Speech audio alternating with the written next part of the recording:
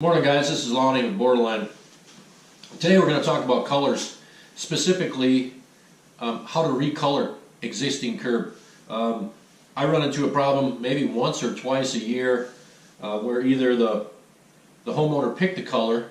Let's say we're doing a straight color with just, it's just integral color, maybe it's a light brown, no stamp or anything like that, but it's just a straight color. They pick it off the chart, we put it down, get it all sealed. Maybe a couple days later or a month later, whatever else, the homeowner calls and decides that they want it darker or is complaining that it's too light. We always kind of put it on them, hey, you chose the color. The color charts are a representation of what that color is supposed to be, but there's different elements that could change that color a little bit depending on what the chart looks like. And typically they know that, but sometimes you'll have a customer ask, well, is there any way we can get it darker? There is. You just tell them, there's, the way I put it, there's products out there that we can purchase that can recolor concrete after the fact, and that comes from a totally different color chart, etc. And we'll have to calculate how much that's going to cost, and we'll have to charge you to recolor that curb.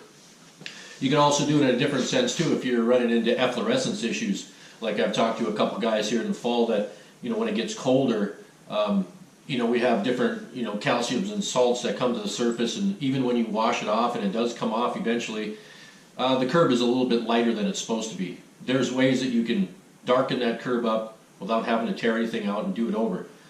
Using this method, this is something that Patrick Roach, taught me years and years ago.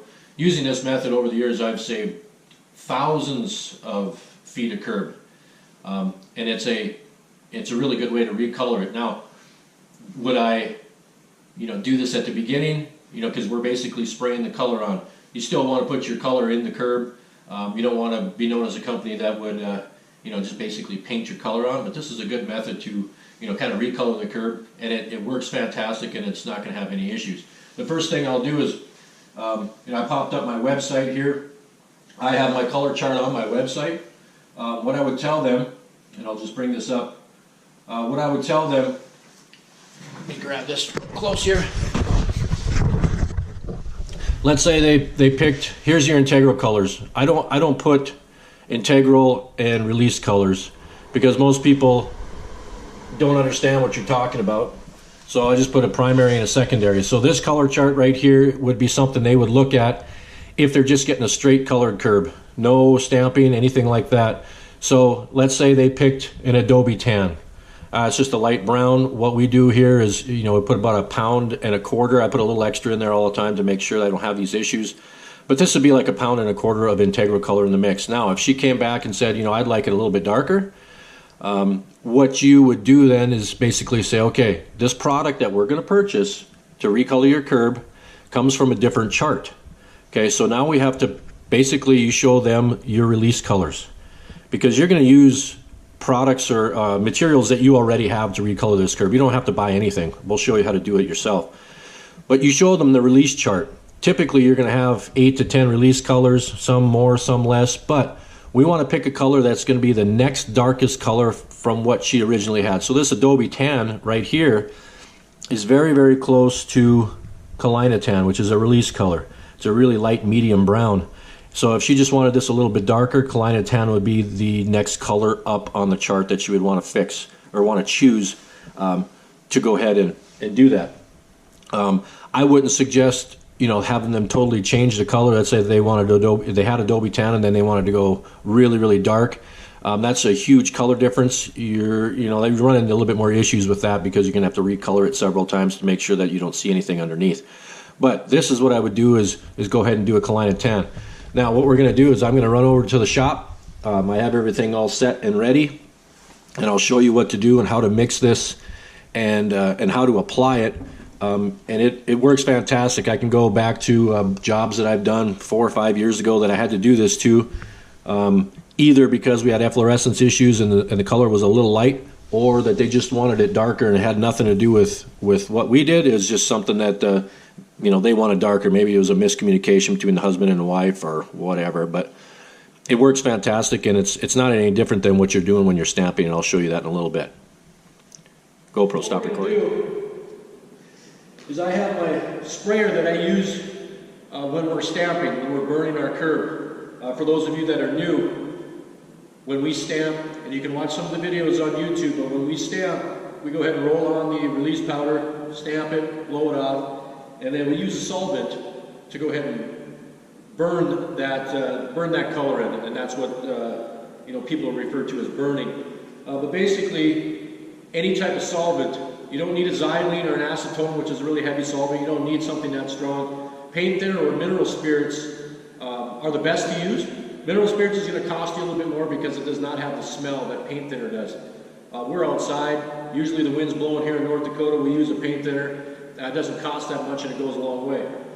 So I would use that. I typically, depending on how much curb we have, if you're trying to recolor 400, 500, 600 feet, it's going to take a little bit more than this. But I'll typically fill it up halfway with our solvent, so our paint thinner. And then you're going to take the release. Again, we're picking it off our release color chart. I have a sample of curb here. It's just kind of a light brownish color. We're going to go ahead and recolor that. This is the Colina Tan that I was talking about before.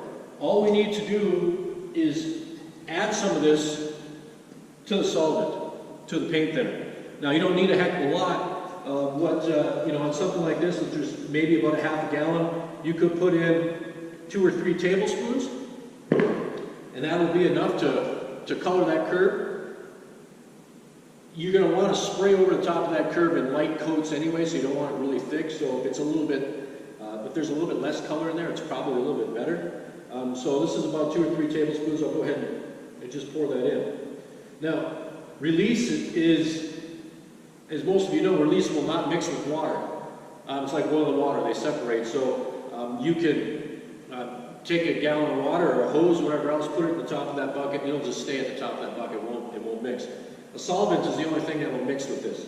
So basically, once you pour that in there, you're going to have some at the top, whatever else, we'll have to clean that. But we'll go ahead and close that up. Now, because that color is going to be obviously heavier, you're going to want to shake this up quite a bit to get that to mix.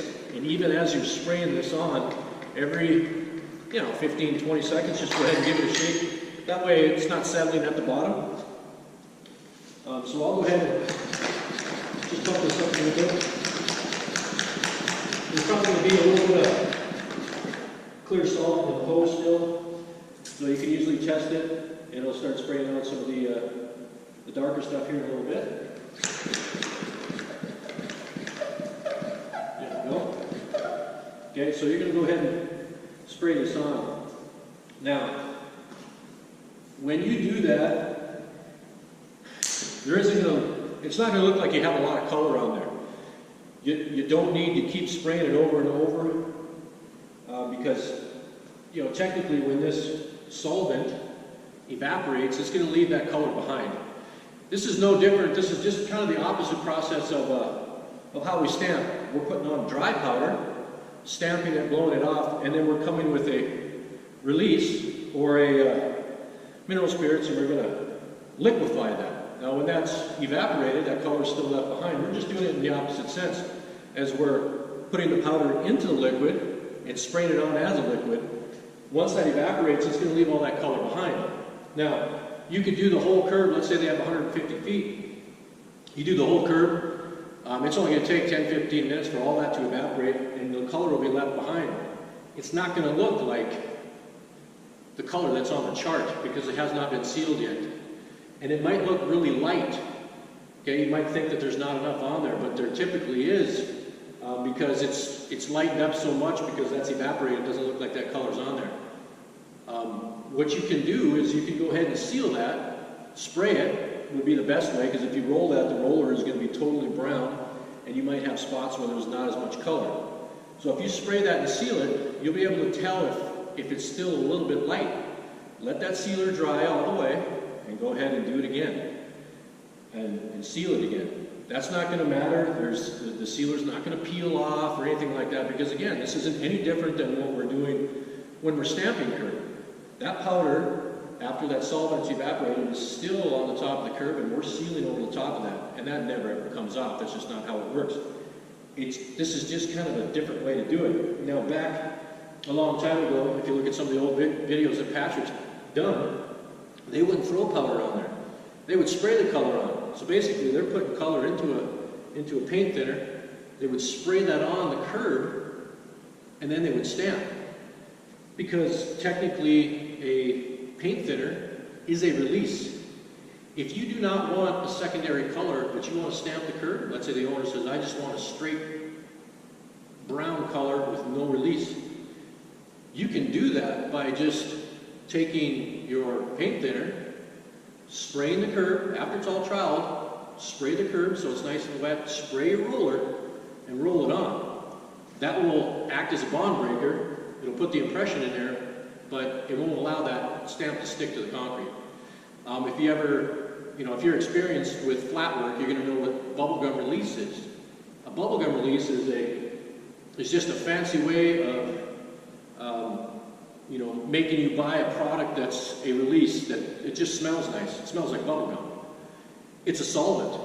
All it is a solvent. They put a bubblegum smell in there and they charge you $130 for a 5-gallon bucket when you can just go buy paint thinner. It's the same thing. So this right here, okay, you can see how it's kind of that light brown. I'm going to let that sit for just a little bit. Actually, I'll probably put another little coat on there just to make sure we got it nice and dark. I'll actually go through this too. This part right here, we were messing with some white release. But I'm going to go ahead and spray that up. I'm going to let that sit, and then I'm going to come back with my sealer. I'm going to go ahead and seal it. Okay, so I went ahead and sealed this. I was going to use a sprayer, but I didn't clean it out good enough from when we ended the season, so do as I say, not as I do type of thing. But anyway, so what I did is I just took a roller, and I went ahead and rolled this on. You might get a little bit of variation, whatever else, because it's going to, some of that color is going to come off on the roller as well. But if you look at this, even the areas that were a little white before, it's pretty much a solid color. I have a streak running through here. That's previously from the color we had on there. If I wanted to, I could let this dry.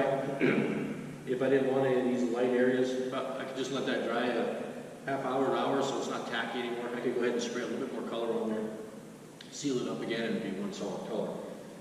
That is not going to come off. It's one of those things. Now, I've had some people say, well, why not just do this instead of putting the color into the mix? That's not the way it's supposed to be done. This is kind of a fix for certain things. If you have light color, things like that. Now, this can be done when you're stamping also. Let's say you stamped your curb. If you're one of those guys that likes to dip and roll.